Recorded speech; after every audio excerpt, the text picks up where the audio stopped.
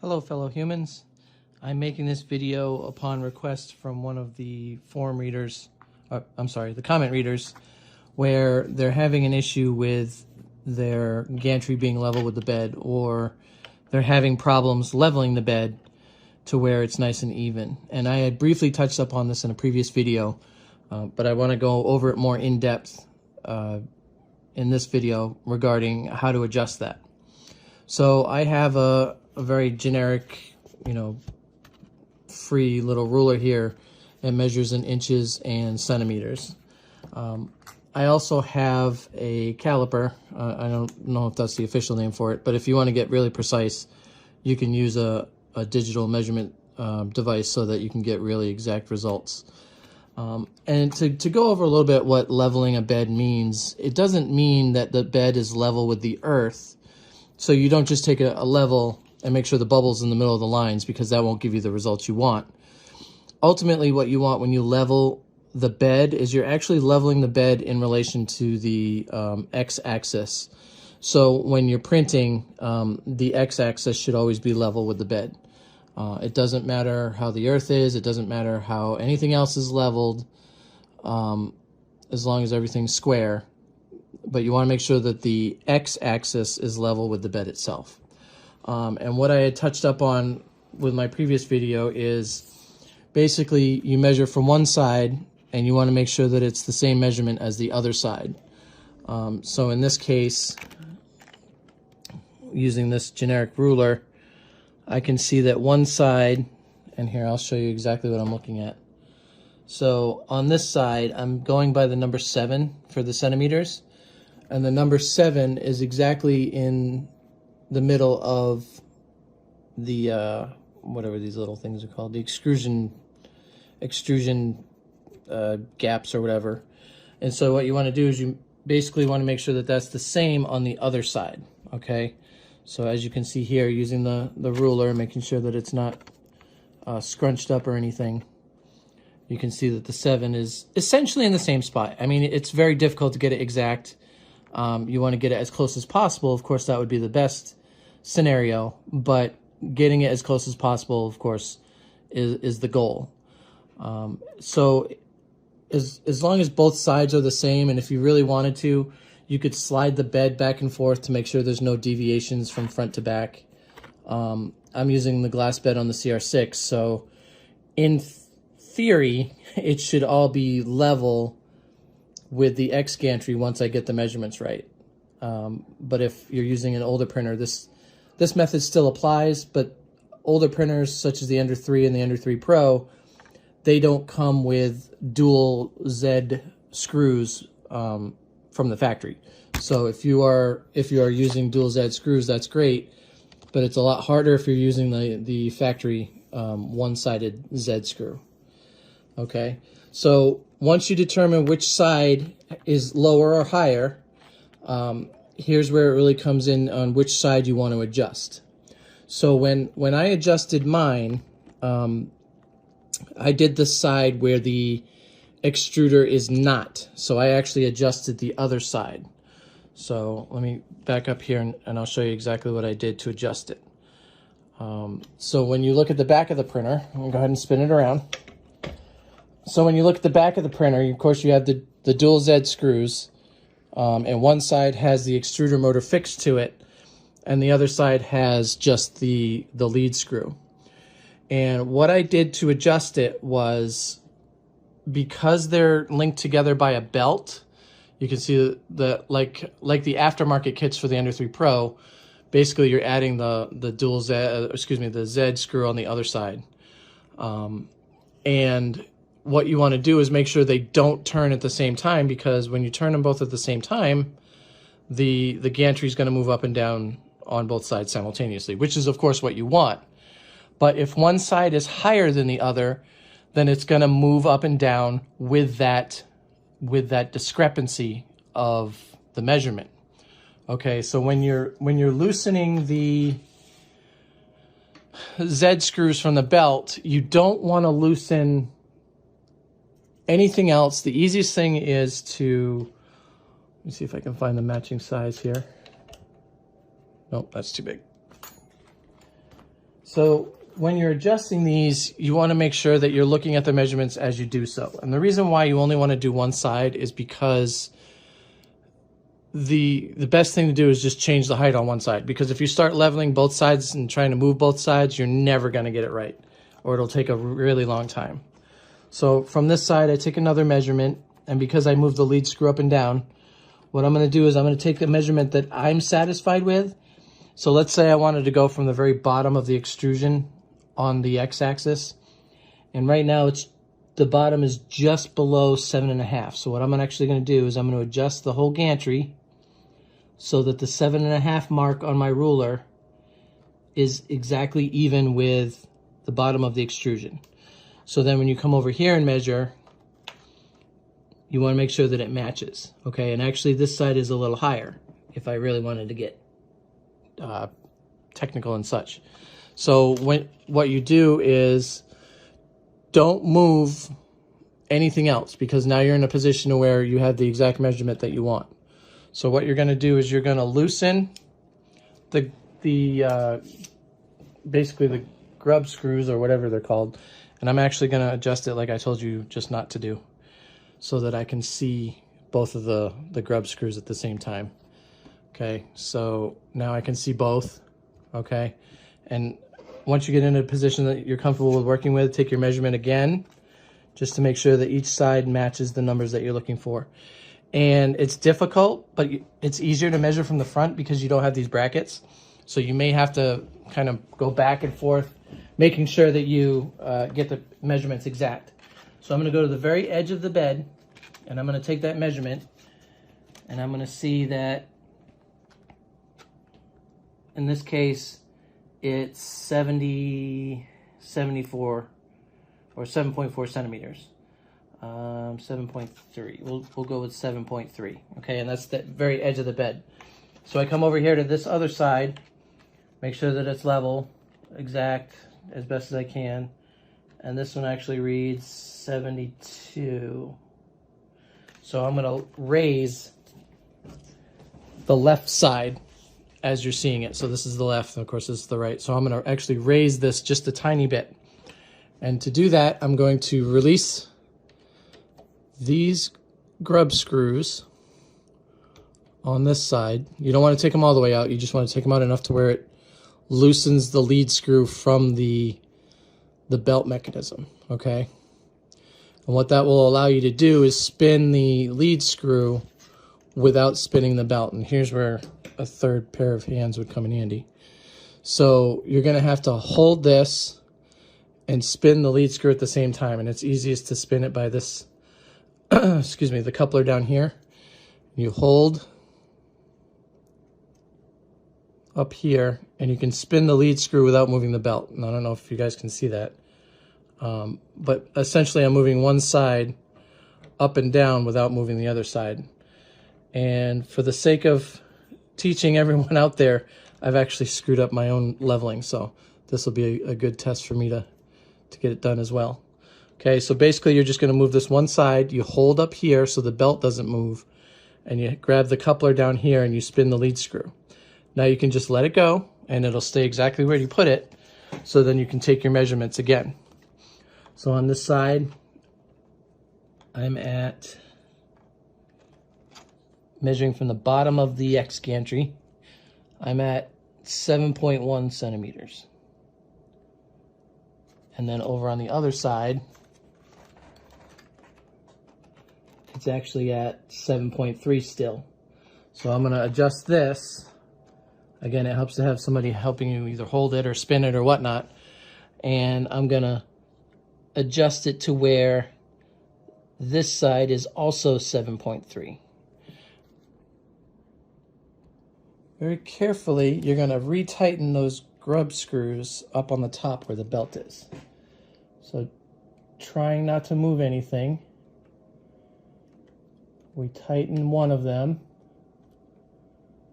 okay, and we tighten the other one. Don't tighten them too much, because the last thing you need to do is strip a grub screw. That is the worst. Okay, so now fingers crossed, everything's level. You can go back and do final checks, or you can not fiddle with it and hope it stays the same. It's all up to you, but I recommend that you don't keep messing with it, because then you go insane over trying to get it accurate. So I'm going to measure this. I'm going to put one side at 8 centimeters. Make sure it's even.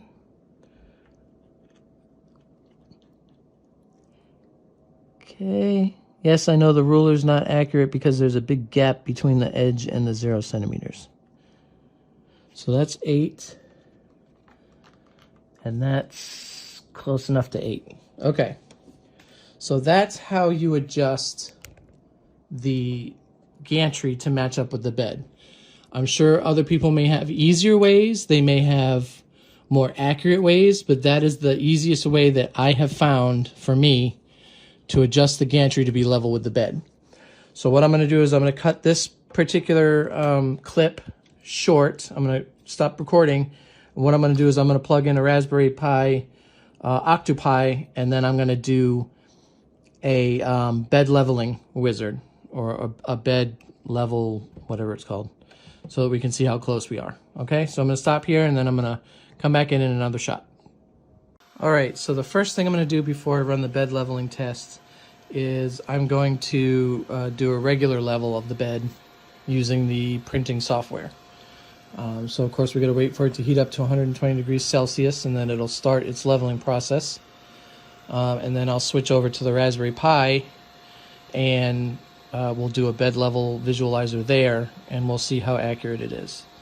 And that's the only way I've found to actually make sure that the bed is as level as it's supposed to be, using the bed level visualizer. And I think it's a great tool.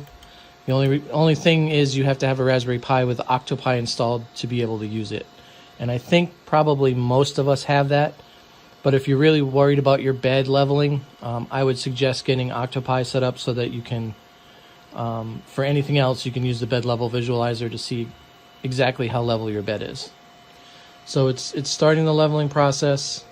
I got a little bit of filament in there. I'm just going to leave it. I'm not looking for super accurate results as of yet. I'm just going to run the bed leveling from the LCD, and then I'm going to do a quick Z level, and then I'll switch over to Octopi. See you then. Okay, so here's my Octoprint website for my CR6 SE, and currently we are looking at the I guess home page if you haven't used Octopi before. So I'm going to go through this as if you've never used it before, so you can kind of get an idea of how it works with the bed visualizer.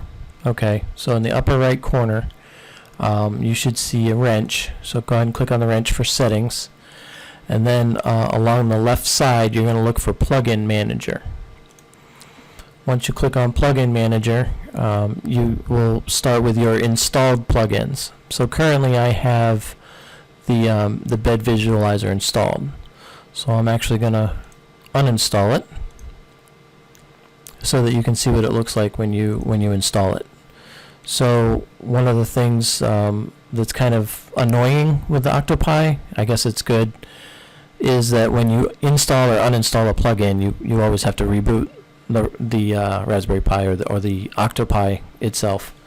So once you do that, it'll reload back in after a minute or two, and then we can go back through. So basically I showed you how to uninstall a plugin, but that's not what we're here for. So once it reloads, again we go up to the wrench and go to plugin manager on the left. But in this case, since it's not installed, we're going to click on the Get More button. Once we click on Get More, you can do a search for it. So we'll do bed, and then you can see here the second option down is Bed Level Visualizer. And the description is it displays a 3D mesh of bed topography report. So we're going to install that now. It's actually going to go through and install it through Octopi. And it's all automated, which is nice. You don't have to worry about dealing with the command line. And you can see here I have to restart again, so let's go ahead and do that. Yes, I want to proceed. Then we wait for it to restart. And what we'll do now, after it's done restarting, is we will actually run the bed visualizer. I highly recommend that you run the auto level from the LCD on the printer first, because I've had issues where I will run it without running the LCD auto level, and it gives me some really weird results. So I know it's sort of like double work, but you run the LCD auto level first, which I've already done, and then you go up to the bed visualizer tab that just appeared. Okay, and you can see here that this is what the last update was that I had done. So let's go ahead and update it again. And this is going to take a few minutes while it actually goes through and runs the bed leveling.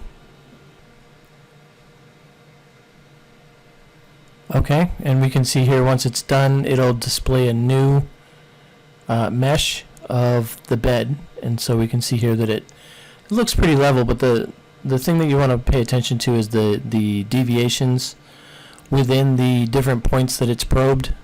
So as you're looking excuse me, as you're looking at the graph, you can see Y is over here on the left, X is actually, so let me zoom out, X is actually in the front. So if you were looking at it like this would be the front left corner, basically where your home position is. And then it probes the 16 points, I think it is. So you can see here the first point is just a little under 0, and then it basically probes from front to back, so you can see that it's 0.04, 0.018, and then 0.007.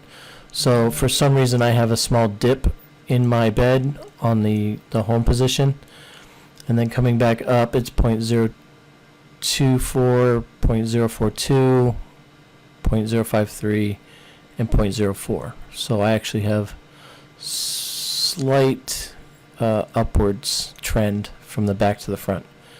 And then the next point over is 0.1, which is actually quite high, 0.08, 0.02, and then 0.016. So it's actually going down towards the back.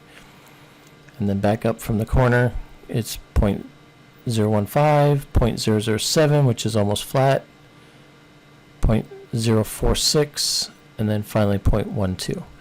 So the highest the highest deviation I have from 0, it looks like, is this corner, which is 0.12. And then you can see it's got a little bit of upwards, and it's really difficult to get those little nuances perfectly straight, unless you have like a super fine manufactured bed, which coming from Creativity, that'll never happen. But the thing for me is you don't want it to have any deviation more than probably 0.2, because that's the average Z offset, I think, for a lot of us, is somewhere around 0.1 or 0.2. So I could have a Z offset of, it looks like probably 0.15, and I would be good. Okay, so that's what it looks like after you probe your bed, after you've adjusted it.